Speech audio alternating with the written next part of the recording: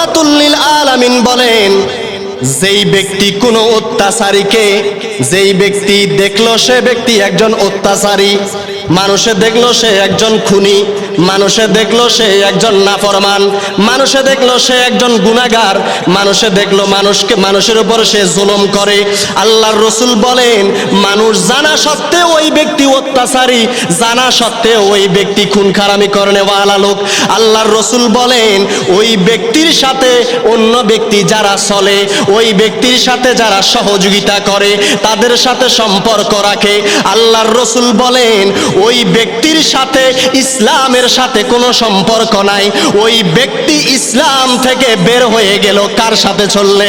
যে খুন করলো, যে অন্যায় করলো, ওই অন্যায়কে সে প্রাধান্য দিল, ওই অন্যায়ের প্রতিবাদ না করে তার সাথে চলাফেরা করলো, আল্লাহর নবী বলেন ওই ব্যক্তির সাথে আল্লাহর ইসলামের সাথে কোনো সম্পর্ক নাই।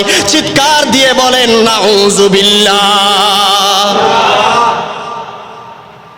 যারা অন্যায়কে জানা সত্ত্বেও অন্যায় মনে করে নাই, জানছি এই ব্যক্তি অন্যায়কারী, কিন্তু আমরা ডরে হোক ভয়ে হোক ওই ব্যক্তির সাথে লেভেল দিয়ে চলেছি, এরকম আছে না নাই?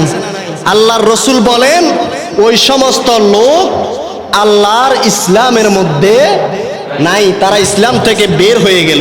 কি হয়ে গেল? খারিজ হয়ে গেল, বাহির হয়ে গেল। যদি চলে থাকেন তাহলে ওই কাজ থেকে বিরত থাকার দরকার আছে কিনা? আরো জোরে বলেন আছে না নাই? এরপরে আসেন,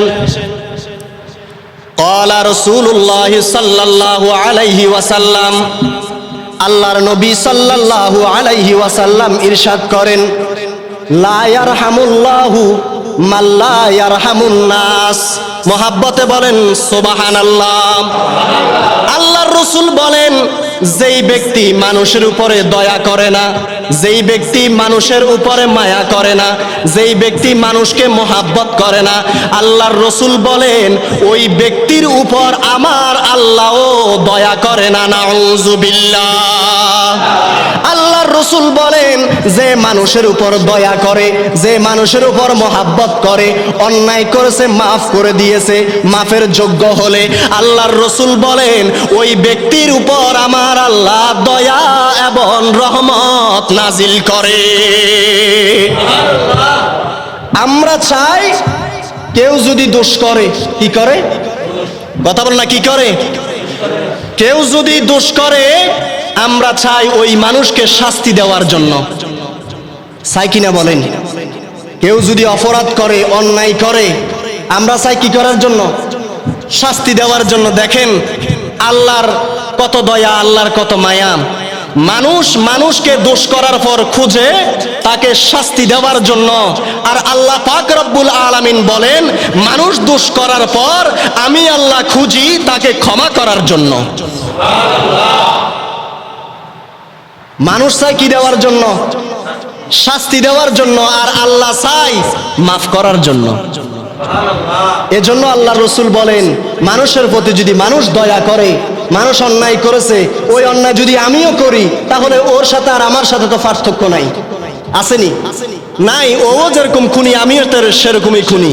আল্লাহ রাব্বুল আলামিনের প্রিয় হাবিব বলেন কেউ যদি মানুষের উপরে জুলুম করেছে, কার উপরে? মানুষের উপরে জুলুম করেছে, তার বিচার করবে কে? আরো জোরে বলেন না, কে?